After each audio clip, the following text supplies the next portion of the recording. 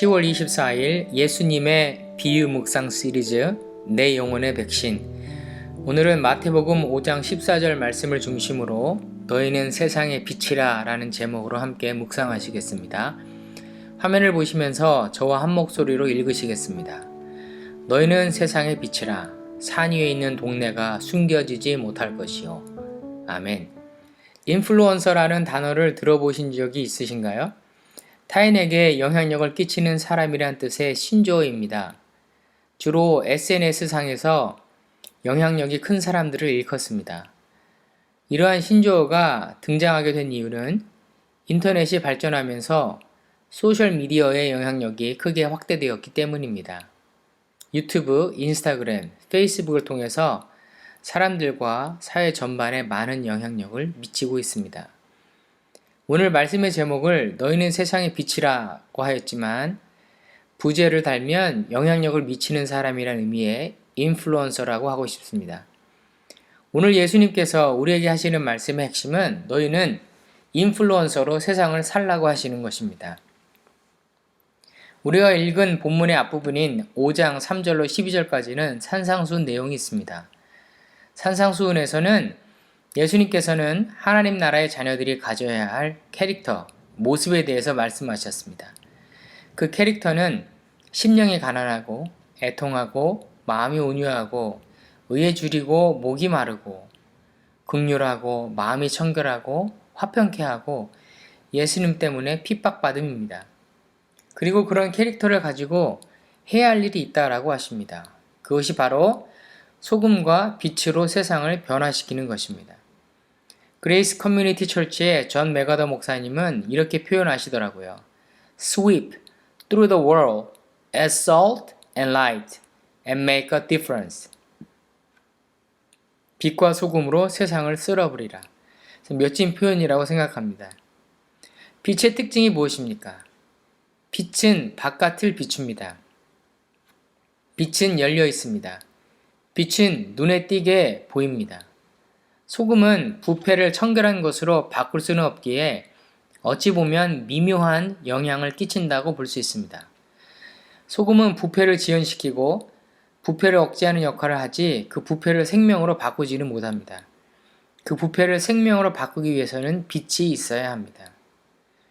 어떤 캘리포니아에 있는 미국 교회에서 그 지역에 있는 장애인들을 위해서 일요일 아침에 장애인들이 살고 있는 곳에 가서 성경 공부를 하기로 하였습니다. 그런데 교회가 집을 소유하더라도 허가 없이는 종교적인 목적으로 집을 사용할 수 없다는 판사의 판결이 있었다고 합니다. 그래서 갈 수가 없었습니다. 담당 사역자가 스태프들 앞에서 시로 전화를 걸었습니다. 그래서 이렇게 물어보았습니다.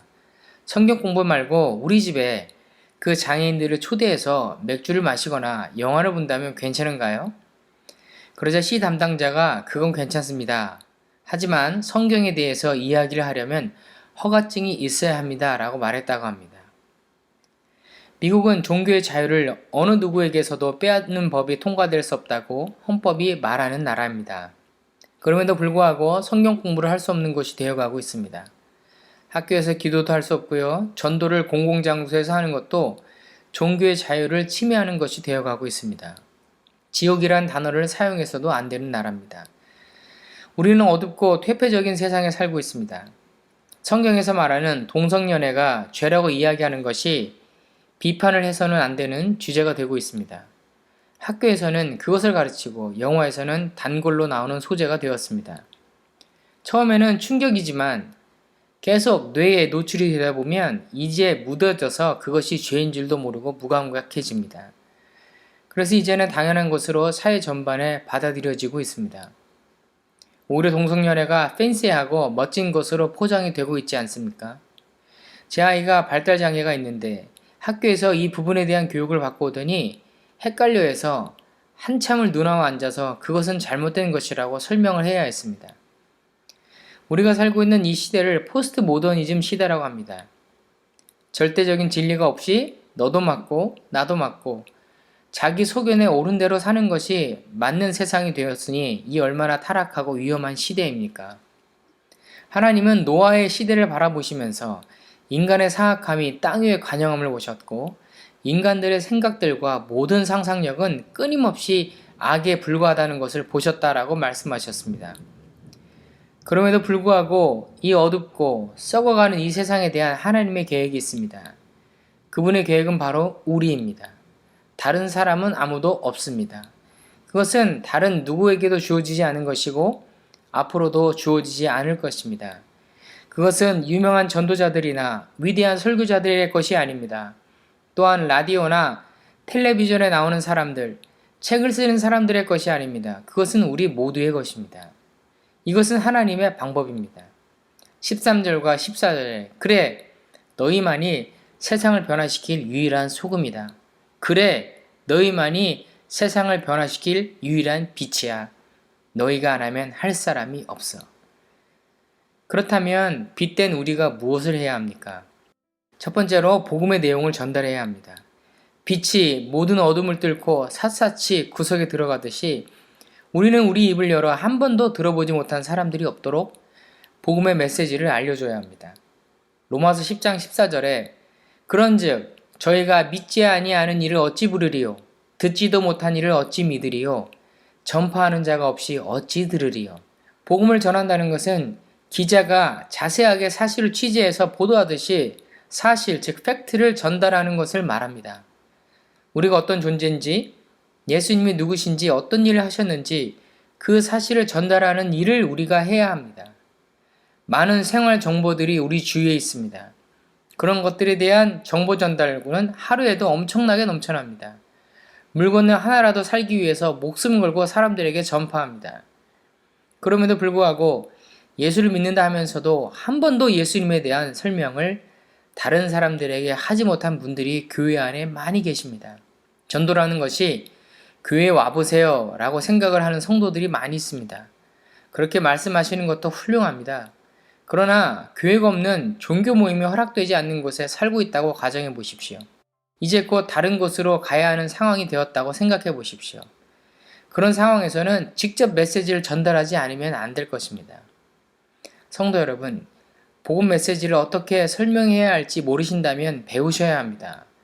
우리는 어느새 우리도 모르게 내 자신의 내적인 고민과 갈등에 우리의 에너지를 많이 쓰고 있는 것 같습니다. 예수님의 마지막 유언을 들어보십시오.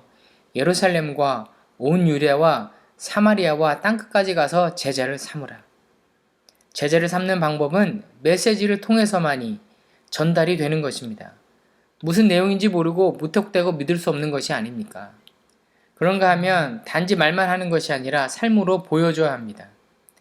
우리의 경건하고 복음적인 삶을 통해서 우리는 단지 소금과 같은 미묘한 영향뿐만 아니라 빛과 같은 매우 개방적이고 노골적인 영향력을 사람들에게 끼쳐야 합니다.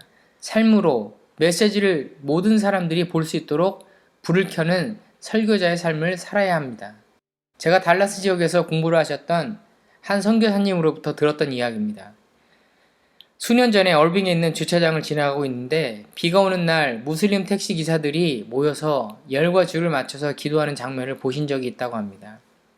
비가 올 텐데 저렇게 하고 있나 라는 생각도 들었지만 그들의 그런 모습을 보면서 문득 자신의 모습을 보게 되었다고 합니다. 나는 저렇게 예배하고 있는가 라는 생각을 하면서요. 그리고 저렇게 기도하는 모습을 사람들이 보면 얼마나 큰 영향을 받겠는가 라는 생각에 소름이 끼치신 적이 있다고 합니다. 성도 여러분, 우리의 삶의 모습은 어떻습니까? 하나님을 향해서, 이웃을 향해서요. 예수쟁이란 소리를 들으시면서 착한 그리스도인들로 사십시오. 우리가 세상 사람들과 다르지 않다면 세상에 영향을 줄 수 없습니다. 우리의 삶은 달라져야 합니다. 우리의 관계는 달라져야 합니다. 우리의 집은 달라져야 합니다. 성도 여러분, 세상을 바꾸는 방법은 정치가 아닌 것 아시죠? 세상을 바꾸는 방법이 법을 다시 쓰는 것입니까? 세상을 바꾸는 방법은 행진하는 것도 아니고 사회를 변화시키기 위해 모든 기술적 수단을 사용하는 것도 아닙니다. 세상을 바꾸는 방법은 우리가 세상의 소금과 빛이 되어서 경건함과 신실함 그리고 거룩함으로 사람들에게 침투해서 내면으로부터 영향을 주는 것입니다. 마틴 로이드 존스 목사님이 이렇게 말했습니다. 대부분의 유능한 역사학자들은 18세기 말 프랑스에서 경험했던 것과 같은 혁명으로부터 영국을 구원하는 것은 복음주의 부흥운동 때문이었다 라고 말하는데 동의한다. 많은 사람들이 기독교인이 되었고 그들의 삶의 모습들이 달랐기 때문이었다.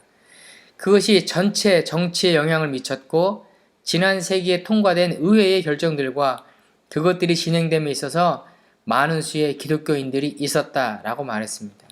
그러니까 빛과 소금의 힘으로 그 땅을 지배했다는 것입니다. 예루살렘 지역을 여행하다 보면 가나나 나자렛 같은 마을들이 언덕 꼭대기에 지어졌다는 것을 알 수 있습니다. 집을 언덕 위에 짓게 되면 어떤 좋은 점이 있냐면 낮에는 불어오는 바람에 의해서 언덕 위에 집들이 식을 수 있고 전쟁 시에는 더 쉽게 방어할 수 있습니다. 그리고 밤이 되면 집안에 등불을 켜는 것이 그들에게는 아주 흔한 풍습이었기 때문에 그 작은 마을들을 그 빛이 반짝이게 만들었고 밤길을 걷고 있는 사람이라면 누구나 쉽게 마을로 가는 길을 찾을 수 있었습니다.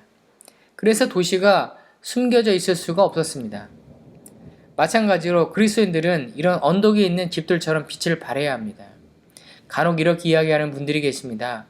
내 마음속에 하나님의 빛이 있다는 건 알겠지만 내가 다른 곳에서 빛날 필요가 없지 않나요? 놀라운 생각입니다. 성도 여러분은 빛입니다. 빛은 숨겨져서는 안 됩니다. 여러분은 언덕 위의 도시입니다. 눈에 띄어야 합니다. 그래서 하늘에서 집에 켜둔 빛이 다이아몬드처럼 반짝였기 때문에 모든 나그네들에게 발견되기 쉽고 어디 있는지 아는 피난처가 된 것처럼 우리도 그렇게 빛으로 세상에 영향을 끼치는 사람이라는 사실들을 잊지 마시기 바랍니다. 허클베리 핀의 모험을 쓴 신실한 장로교 교인이었던 마크 트웨인이 이렇게 말했습니다. 나를 괴롭히는 것은 이해하지 못하는 부분이 아니라 내가 이해하는 부분이다. 여러분, 말씀이 이해되기 시작할 때 괴로워하셔야 합니다. 며칠 전에 새로 사업장 오픈을 준비하는 책임 매니저를 만난 적이 있습니다. 그분과 이야기를 하다 보니 주위에 여러 사람들이 온갖 세속적인 방법을 제시하면서 유혹한다고 합니다. 이렇게 하면 잘 될 거라고 하면서요. 그분들은 대부분 신앙생활 하는 분들이었습니다. 그 매니저가 그 통화를 하는 것을 옆에서 듣는데 갑자기 잠언 말씀이 생각이 났습니다. 너의 행사를 여호와께 맡기라. 그리하면 너의 경영하는 것이 이루리라. 내 행사를 여호와께 맡기라. 그래서 제가 이렇게 그분께 권면드렸습니다. 하나님의 방법으로 사업장을 시작하십시오.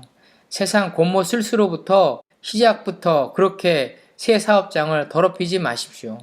하나님을 의지하십시오. 책임 매니저 일을 하는 선교사로 부르신 것을 잊지 마십시오. 하나님은 가장 놀라운 목적을 위해 단순하고 일상적이고 평범한 것들을 사용하십니다. 하나님께서 에덴의 정원에서 사람을 만드셨을 때 금을 사용하지도 않으셨고 은을 사용하지도 않으셨고 심지어 쇠도 사용하지 않으셨고 오직 흙을 사용하셨습니다. 예수께서 12사람을 택하셨을 때 엘리트를 택하지 아니하시고 학식 있는 자와 부유한 자들을 택하지 아니하시고 다만 무지한 갈릴리 사람의 무리를 택하셨습니다. 늘 그래왔듯이 하나님의 별 볼 일 없는 인간의 겸손함 속에서 더 큰 영광을 받으시기 때문에 부패한 세상에 영향을 미치기 위해 모래알 같은 우리를 사용하십니다. 빛으로 사는 것에 대해 고민하고 갈등하고 계십니까? 우리는 치열하게 싸워야 합니다. 의인의 형통함을 기억하십시오. 하나님 우리를 통해 영광 받으심을 봐야 합니다. 진리는 살아서 역사합니다. 이것이 그리스도인의 힘입니다. 오늘 하루 빛으로 살아보십시오. 용기 있게 갈등을 만들면서 살아보십시오. 그래서 더러움과 거짓이 드러나도록 하십시오. 힘드시겠지만 우리가 그렇게 빛으로 살아갈 때 하나님께서 영광을 받으실 줄로 믿습니다. 하나님 우리를 빛으로 불러주셔서 감사합니다. 우리는 연약합니다. 하지만 우리에게 힘을 주시고 능력을 주시고 함께하여 주셔서 빛으로 세상을 변화시키는 삶을 살아가는 오늘 하루가 될 수 있도록 하나님 함께하여 주옵소서. 예수님의 이름으로 기도하였습니다. 아멘. 오늘 우리가 함께 기도할 기도 제목입니다. 예배 가운데 선포되는 말씀을 살아계신 하나님의 말씀을 듣고 아멘으로 화답하고 순종하며 살아가는 모든 성도가 되게 하옵소서. 아멘.